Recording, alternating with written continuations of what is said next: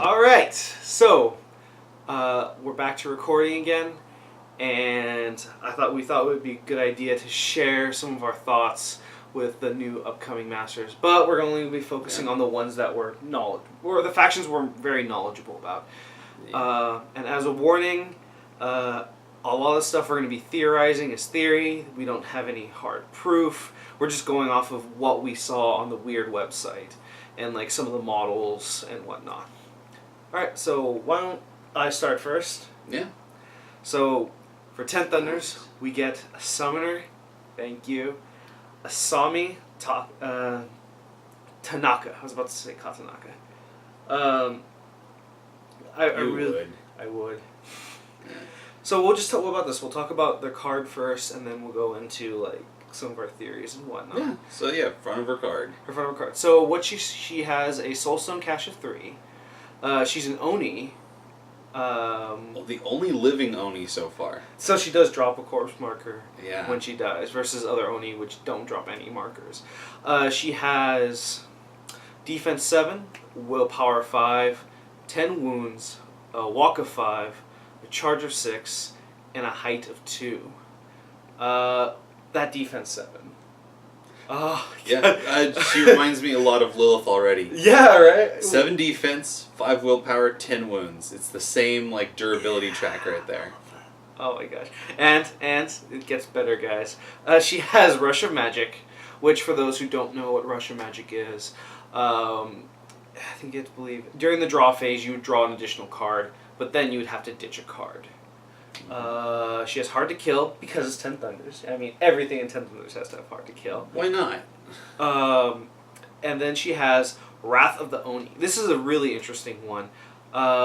So pretty much the basics of it is she has an aura within 4. An Oni can take 1 damage to perform a charge action as a single action. Which, there's so many options of that with... And so what is a Jerrygoom's charge range of, do you know? 6, I believe. 6? So don't quote me on thread that. of 8, roughly. So she could summon one of those, and then if it's within her 4-inch aura, let it charge. Yes. And if I'm wrong, I'll make sure to post a little note on the bottom, if it isn't. Yeah. But, I mean, still, just having a Gyrogumo charging your face is scary enough as it is. So now we're going to go to the back of her card. She has 2 attack actions. One is another mouth to feed.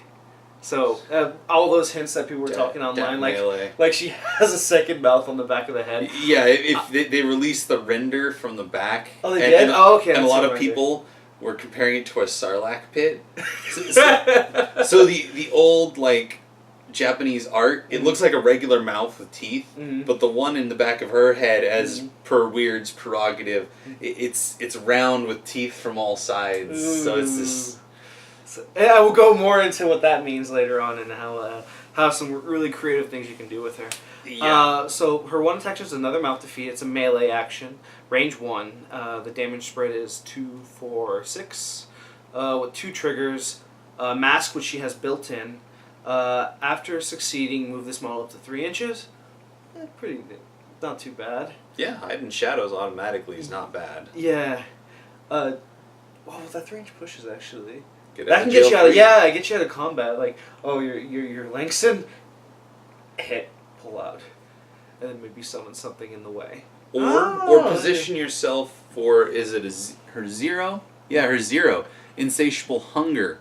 Discard all ski markers within a 2-inch pulse and heal for each ski marker discarded. Oh. So that's a good way to, oh shit, I'm stuck, I'm going to hit you, I'm going to push into position to heal myself to get up. you out of a bad situation. Yeah. And then this is the cool one. This is the the one I love. trigger. I know, maybe it's because I love playing Amano Zako, and she has a very similar ability, except there is some differences. So what happens is, after damaging, so you can stone to stop the damage, so you don't have to suffer the trigger. Yeah. After damaging, the target must make a target number 11 height duel, and if you fail it, the model is sacrificed unless you ditch 2 cards. Which another thing that's interesting is when you can't do soul stones, it has to be cards. Yeah. Well, So, and that is the only way to save yourself is cards, because first you have a height duel, then you have discard 2 cards, and yeah. I can only imagine, like, So, I mean, it's a lose-lose for most opponents, because most of, like, your average model is height 1 or height 2. We'll just say the average is height 2. Yeah, height 2. And, like, that, you could get a moment where, like, oh, my master, she devours that master, and you have no cards in hand. Yeah. Well, okay, so she has to hit, she has to damage, then you fail a height duel, and then you don't have cards. So, compared to a lot of other assassinates, there's a few more things that could go wrong on your side too for it to fail. But yeah, it's solid, especially for anybody with a low defense. Like, I could see her just being like, oh, Langston. well, Ice Golem in my face. Yeah. Defense 4. I'm gonna hit. I get the trigger. You know, height 3 has the best chance, but you could Black Joker or not have any cards and just. I can only imagine, like, the moment, because, you know, like, we're talking about, like, how she literally eats the person from their hair. So this, like, gargantuan, like, ice golem being devoured inside of her hand, like, just sucked into that insatiable maw. Or even, like, if you really, we even joked about, like, the Dreamer. You know, you devour Lord Choppy Bits, and then she spits out the Dreamer afterwards, because, you know, when Choppy Bits dies, it resummons the Dreamer. Oh god, that's freaking hilarious. So yeah, I want you guys to tell me if that ever happens. Again, like you said, hilarious. Just to eat literally the only height 4 model in the game and just. Oh my god. So we'll go to his next ability, or her next ability, which is Reaching Tendrils. This is a cast, target number 12 with a mask built in, and it's for 8-inch range. Target model is pushed into base contact with this model. After succeeding, push this model up to 6 inches, which is a trigger with a rams and masks, but she has the built-in masks. So I'm trying to figure this one out. So target model is pushed into base contact. So it's got a range of 8. Yeah. So that's slightly better than her charge 6 melee 1. I'm thinking more maybe like, oh, I need to pull a model to me, maybe? Well, or remember, it can work on your models too. Yeah, that's what I was thinking. It's an attack, so it can affect enemies and yourself. You could either pull... Oh, you can pull like a Jaragumo to you. Like if you have somebody that's a retreat. You could pull somebody to you, putting them inside your aura so they could charge as a 1 action. Yeah. You can also just deposition the enemy. Yeah. Asami's in the middle. Yeah. She grabs somebody, she pushes herself back out. Or she grabs you with her hair, she makes an attack, and then she uses her hide in shadows to push out. Yes, yeah. So, okay, so this is the big thing that I agree with some of what I saw on the forums with this. So, what does that damage track 2, 4, 6 remind you of? What master? Is that Shovel? No. No. Considered one of the hardest hitting melee masters in the Misaki. game. Yeah, Misaki. That's the same damage track. Now, the Assassinate trigger is different, and her melee is 6, not 7. Yeah. Range 1, not 2. But, like, the question is, when does Asami want to summon, and when does she just want to do the job herself? Because she is pretty strong. Well, yeah, she's not like most other summoners. It's well, I mean, some summoners aren't completely defenseless, but she seems a lot more capable in combat. Yeah. Because, like, Nicodem, you don't want him in combat. You know, Dreamer, you don't want him in combat. Exactly. The Dreamer can only support his crew from range. Yes. Nicoderm, same thing. Even Ramos. Yeah. Ramos loves to send his electrical fire, but he doesn't want to engage himself. Asami... I think she's the most offensive summoner so far. Or offensive as in... Yeah, she's melee capable. She's pretty strong as far as her melee. Well, you can make the argument Ramos is, because he has that, like, big damage. Like, the little that's super big damage. Yeah, 116. Yeah. She puts him to shame with better triggers. Yeah. But, yeah, like, Ramos would rather be using electrical fire. Now, that's... Ramos and Nicoderm can do a lot of damage if they're forced to, but Nicoderm really would rather summon. Yeah. And Ramos summons and then sends 2 fires. Yeah. Asami, I could see a turn where she's just like, I've got no good cards to summon, I'm just going to kill that and kill that. Yeah, and then like, I'm going to devour you. Nom, nom, nom, nom. Yeah. And I think Oni's strength can even be used on herself. Yes, it's Oni. It says... Well, it says target Oni or minion gains focus 2. I believe so. We might need to look that up. Right. I know attacks can't target yourself, but this is a tactical action. Mm-hmm. I think tacticals can. Anyways. Yeah, well... if she gives herself Oni's strength, focus 2, then she uses her attack to flip 3 cards. Melee 6 is pretty good, though. Like, you're... Right. I mean, if you're able to flip 3 cards, you could even stone for the crow. Mm-hmm. So what you can use the highest card, and pretty much ensure that something's getting devoured Black unless Joker or unless your opponent is defense 7, and then they have that 13 to just like deny. Well, the cards they need cards in hand. So if they're ever low on cards, Asami can just. But then that's the beauty of it. Like, let's say they do, and they like, okay, I'm gonna cheat in to pass that because like you need at least if you're height 2. Height 2 needs a 9. You need at least a 9. That's a 9 out of their hand. You need an 8, 9, or a 10 to pass it. Yeah. Depending on your height. Oh, yeah, 8, 9, or 10. I mean, let's say they don't have that cards and then all they have was a 12 or a 13. If your opponent is ditching a 12 or a 13, that's a 12 or a 13 they aren't using on you. Yeah. If they're forced to drop a face card, you're still in the... Yeah. Good. Yeah. And you still did damage to them, too. So then, I'm going to do it again. And then you can... And well, that's the beauty, is that... If she does do that double focus, or she might even just have recall training on her just to do an alpha strike if she needs to. Yeah, and that's another thing we got to talk about her upgrades too, which is that's where a lot of the theory is going to be coming. So we talked about insatiable hunger. Yes. So that's you need a 6, and it lets her eat scheme markers to heal herself. Yeah, insatiable hunger. Yeah, so you need a 6 of anything. And 2-inch pulse will destroy. And I think it's friendly and enemy, so you could drop your own markers just for her to eat to heal. Yeah, and that ties into one of her upgrades later. And 2 for each later. one. And Casey with hard to kill, I put you down. You're hard to kill, and like. Right, like we were talking about Howard with minimum damage 4. That's exactly what would happen if he minimumed each time. 4 damage, hard to kill. Mm-hmm. She pushes out. She eats scheme markers. It's gonna take a little more doing to finish her off. And now we talked about Oni's strength, so that's... Yeah. Oni's strength, so... another... Yeah. Another 6. Another 6. She does... That's why I think she needed the Russian magic, because she is so card intensive. For both the summoning... Well, that's great about... That's what's great about that. It's only a 6, and there's no suit. She can get that most of the time, and then, she can throw a 6 in hand. To strengthen that. How Oni strength works. So you cast it, you need a 6 of anything to meet the target number, and you give not only an Oni, but a minion as well. Or either an Oni or a minion, focus +2. So I'm trying to think of if you run a Dawn Serpent, focus 2. Or even just the Oni part, you can go for the henchman, Amonozako. Amonozako, or even the... throw that on her. The other one, which is apparently the more melee-centric one. The one that comes in her box. Yeah.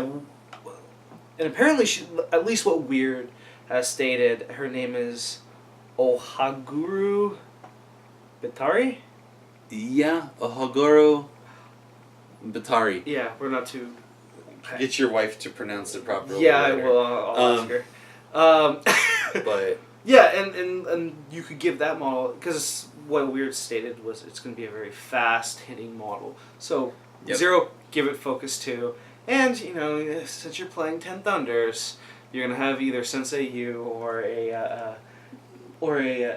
emissary, either pushing it and giving it fast. Yeah. And then if it's already fast, Colette, you're mine. Yes, it supposedly can ignore defense triggers. Yeah, we forgot to mention that too. I think it's all defense and willpower triggers. Mm-hmm. And also the really nice thing is it doesn't need line of sight. If the leak I saw was correct, it's not just its attacks, it's an aura that negates will and So Tanaka snipers. Fire. As long as she's close enough to disable it. If it's an aura, then Misaki's going to have a new friend. like them running along with each other. Yeah, right. as long as she can keep up. Yeah, we're getting slightly so off topic right here. Back to Asami. Back to Asami. So we talked about the Oni strength. So you can guess like any sort of minions, because Ten Thunders has lots of minions. They're going to get a benefit from being able to, for a zero action, to give something focus to, or an Oni, which is, and then this is the big one. It's from the maw. From the maw they come. In their mouth. Yeah. I'm thinking they pop out of the mouth. Basically, they pop out the back of her head. Oh, is that like how the story is for the egg?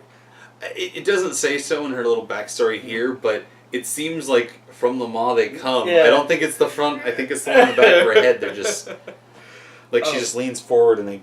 So in essence, this works like most other summoners.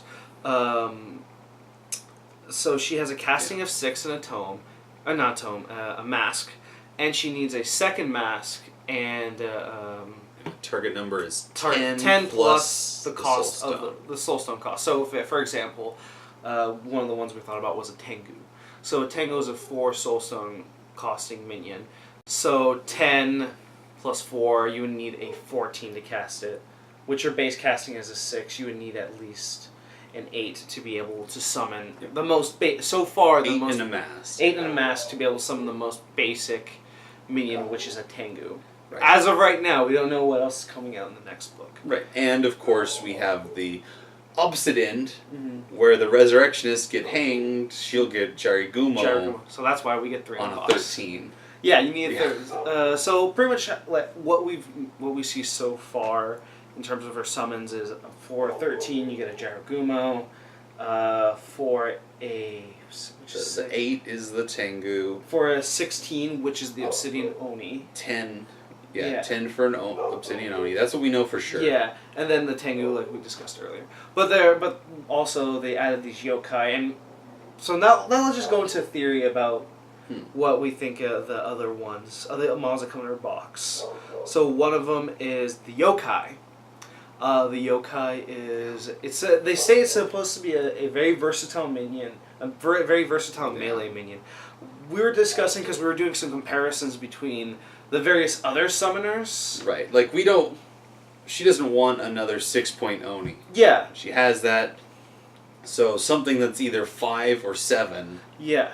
Would be nice. I'm thinking but we're leaning towards the yokai would probably be a 7, very similar to like a punk zombie, like that middle of the road between you're hanged and you're cruel again or something like that. Yeah, the drowned. Yeah. In there. And that's what we've seen before, or what we thought. Yeah, it seems like a solid that they're going to be some sort of hard-hitting 7-point minion. The kind of thing, kind of like punk zombies, you don't often take by themselves, but are a great summon. Yeah. And they all have those paired, now I can't remember what they're called. They all have paired weapons, and that often gives you a positive flip for having two. So there might be a really close comparison there. So people will be bitching again about Ten Thunders having really good minions. We have such a diverse pool of minions, and we're getting more! And it's so hard to tell what else they'll have, because they're wearing, this armor, but it may not give them armor, and who knows. And as we were discussing earlier, she does get a henchman in her box. And we talked about pretty much all of what she does. She can charge without line of sight, she ignores defensive triggers, she's very fast. That's at least what we know so far. So then there's one other model that's in her box, which is Dat Totem. Amanjuku, which is I love that model. It looks so cool. Yeah. I just want to paint him bright ass red. Bright red or bright blue. Yeah, classic. A really beautiful, and that flowing locks he has behind him. So pretty much I think it's a cloak, but is it a cloak? Oh, I thought it was a locks. In the newest picture, the render of all of the Wave 4, it looks more like cloth. Oh, okay. I'll make it the flowing. artwork. I'll make it flowing golden locks. There you go. Just green stuff in the hair. Yeah, just in texture. Make it work. So pretty much the gist of his abilities are. Oh wait, we also forgot to mention something about her summoning. You get a condition when you're summoned. Yes, the thing that makes it especially unique. They come in with full wounds. Yes. They require no markers being removed. And they However, remove markers. Yes. However, so what do they have as their limit? They get flicker. So how flicker works is when you summon a model, they start with flicker 1. If there's any corpse or scrap markers within... I think it's a 1 inch pulse. Within 1 inch, you remove those markers and up to, which can increase the condition up to a maximum of +3. So in theory, you can get that Gyro. But see, I was thinking about that is like by the time when there's like that many corpse markers all over the place, it's usually pretty late game. You know, right? Usually, There's a good chance that either you're going to generate a corpse or scrap turn 1 and get a Jarigumo with flicker 2, or it's going to be late enough in the game that you summon something and it's going to stick around for the rest of the game. I think it's more for you want to be able to remove those markers. Just to get it. Well, that helps in against some masters. Yeah. Or when if you're playing against Mei Fang. Like, I'm going to remove some of your jump points. Yeah. But I really do like her summoning mechanic, and also the idea of just giving of her taking damage to give something fast. Yeah, yeah, and or not fast. Sorry. The charge is a one action. Yeah. And so, so you gain flicker 1, and then +1 for each scrap or corpse removed. And at end of turn, you lose 1 flicker. It ticks down, kind of like poison, except it doesn't do anything but tick down. And then when you lose, and when you no longer have the flicker condition, you sacrifice the model. Yes. So if you were to summon something turn 1, and you never increased its flicker, it would die at the end of that turn. It would sacrifice at the end of the turn. And also, once we go into some of her upgrades... Her upgrades and her totems seem very interesting with her mechanic. And back to her totem, though, so pretty much the gist of what the totem does. We don't know its height, but by the looks of the model, like purely on aesthetics, it's most likely going to be height 1. I'd be very surprised if it wasn't. Yeah, and its apparently 2 abilities is to increase conditions, not only flicker, but all conditions. The description just says the ability to increase conditions. So we assume, maybe it's all conditions, or it's just flicker. Yeah. Well, the way they worded it, it sounds like it'll just be a general increase the value, but it's probably going to be used to increase flicker. Yeah. Like we were joking about, you get slow too. It's going to fall off after you activate the model. Right. But slow doesn't stack, and neither does paralyzed. Yeah. There's only about 3 or 5 common conditions. Wait a minute.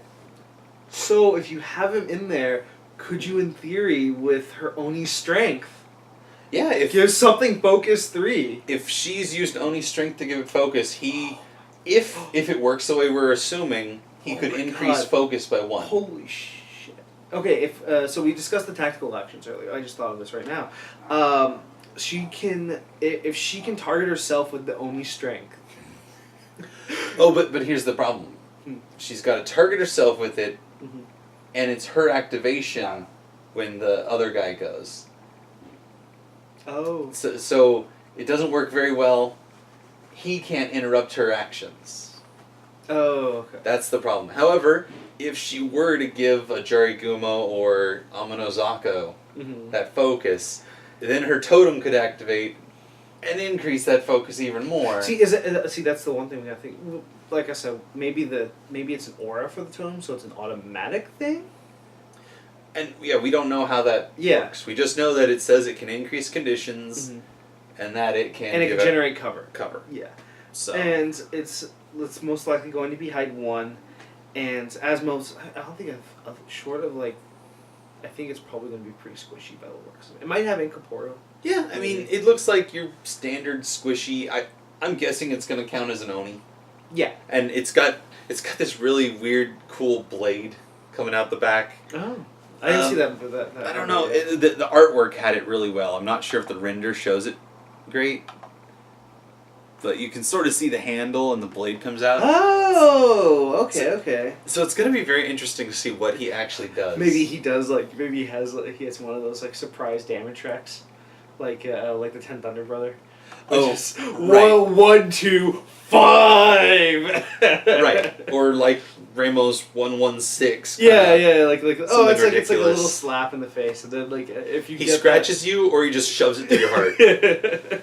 All right, so I think we talked about a lot about the bot. We talked about Yep. the yokai. We talked about her henchman. So upgrades. Her upgrades. Yeah, let's talk about her upgrades. So one of her upgrades, which it doesn't really give a name. One of them is called Feigning Weakness.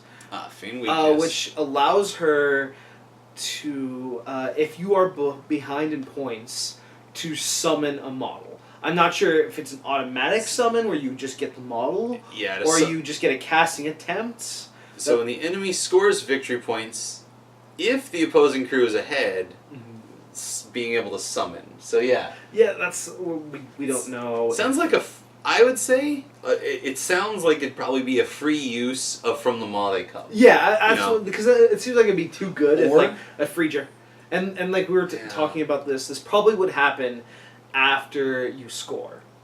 Right. After scoring It'll happens, probably because then be like you would summon it and count then it all it out. yeah, and then you would start the following turn with.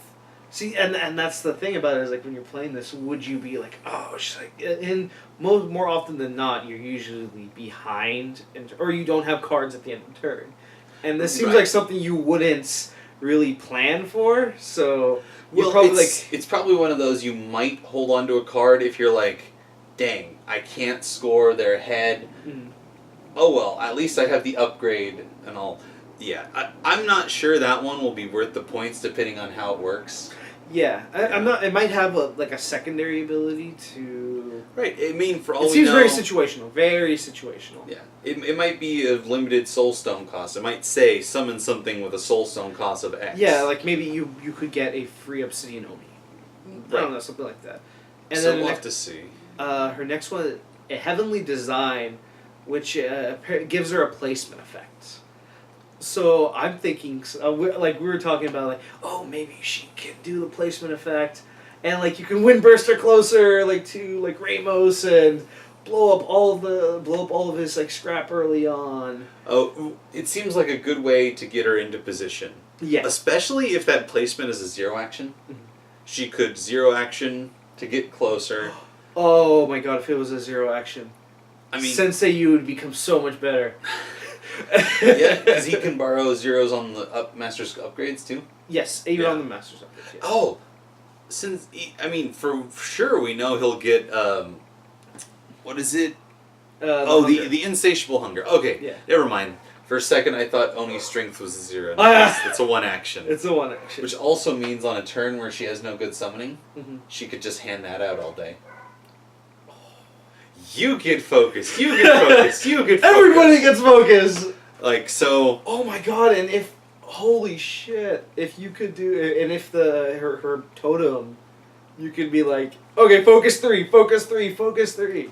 Well, he'll do it twice, depending on. We don't know how he works. Yeah, yet. yeah. We don't know how. That's who we know the least about is the other models, but yeah. This is, like I said, this is all theory. crap She right definitely sounds like a master who will always take her totem, now. Mhm.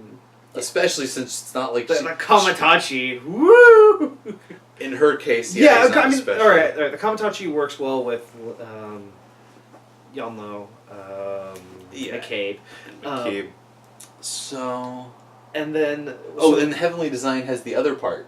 Oh, it does have the other part? That's when, yeah. A placement effect and lets her place ski markers next to friendly models when it's sacrificed. Okay, so, that might... Oh, right, yeah. That might be one of the ones to auto-take.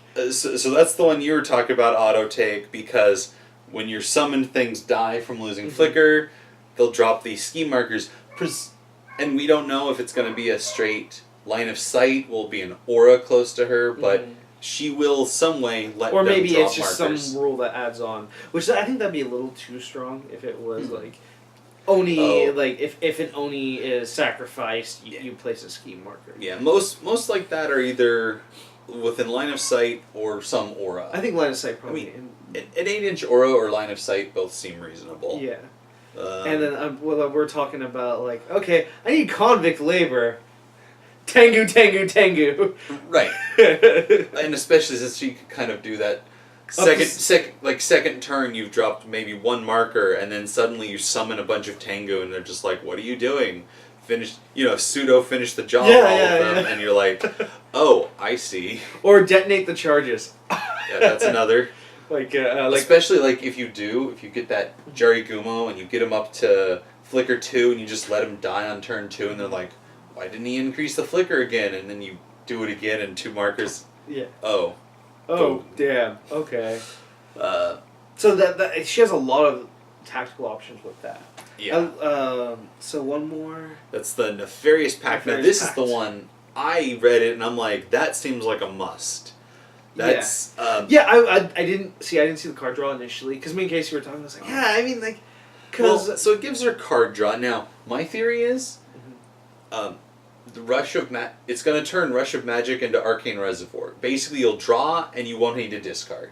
I think that would be a really reasonable thing to increase her card draw. Of course, it might just double her thing, so she draws 2, ditches 2. Yeah. We don't know. But this is what I liked was prevents enemies from being able to remove conditions from her crew. Yeah. So again, sounds like line of sight or aura. To prevent that condition. Well, let's see, like me and Casey were discussing this when it first hit, and Casey was saying like, "Wow, like people take Johan and stuff like that." And he's a very common take. Yeah, he's a very common take. But how I see it, I don't see enough. I see condition. People mostly bring condition removal for self and not so much offensive condition removal.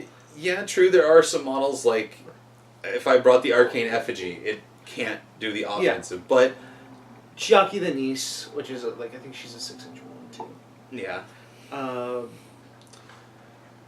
I'm trying to think of Johan can be offensive, but we don't know what's coming out in book 4. So.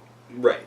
And if whether that will explode. Not to mention, just her presence might mean that if somebody hears 10 Thunders, they'll want to bring condition removal. Even though. Yeah. So it's hard to say. But just his prevalence, and especially let's say there's somebody picks up her and they start playing a lot in the meta. That meta will start taking more offensive removal. Yeah. And well, so there's going to be a lot of 10 Thunders playing her when she hits. And so she needs something to help counteract, to make that less of a hard counter. Because it's so easy for anybody to take Johan and go, alright, your Jarigumo will die the turn you summon them. Yeah. Halfway. Or, Lady J. Oh, that's we were talking about that's that. Another. Lady J, if Lady J would be... Drop an 11 of Rams, I think it is. Yeah, every time to be able to blow up all your Oni. Every time. Well, and that's for any of the Jarigumo. Everything else she'll just kill it with her sword, but yes, she will definitely... Killed it with my sword. She will definitely be dropping that to get rid of multiple models or Jarigumo. Yeah. Alright, so now that we've pretty much discussed her in her box, so what do you... So I'm curious, so we'll get the non-10 Thunders opinion. I think she is an amazing add to your toolbox, Now, actually, it's really interesting, because unlike some of the other summoners, especially, say, Ramos and Nicoderm, she actually can't do some of what they do, in that they like to flood the table with models. Yes. Right?